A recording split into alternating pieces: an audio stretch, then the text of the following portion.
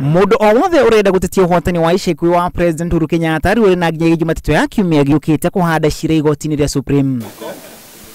Ngwataniro ya NASA riu ikiuga ndiri na itanya o riothe ria kuhanda ciira ucio Ithenya-ini riu makiuga makuthira njira ingi hamwe na cio gutindikiriria mbunge cia kaunti kuhitukia ndereti cia kuregana na uhotani wa President Kenyatta na githurano kia ikuhi. And to announce that in those county assemblies, the people through those county assemblies are going to express their lack of recognition or non-recognition of the election of President, or rather Uhuru Kenyatta, as President of the Republic of Kenya.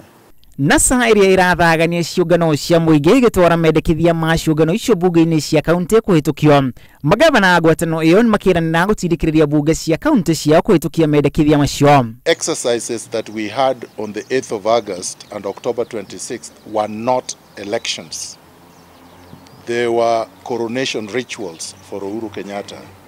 So we don't recognize him as the President of Kenya. And we will do everything necessary to remove him from the position that he occupies illegitimately.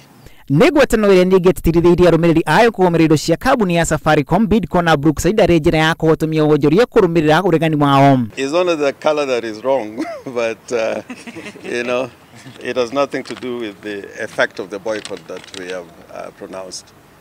And this is going to continue and is going to be broadened as we move along, and we're going to keep the media posted once we make other decisions in relation to other companies that are going to be affected by this boycott. NASA niikinyiriirie kuragwo kwa mahiu kaunti-ini ya Laikipia. Makiria ma ng'ombe 300 ni ciurerikana kuragwo ica ikuhi na njira ya kiriga maabitha a borithi magicukirwo gutabania tharikira iyo. We therefore demand that President Uhuru Kenyatta, this government, pay the herdsmen at prevailing market rates for their livestock that were killed by police 3 days ago.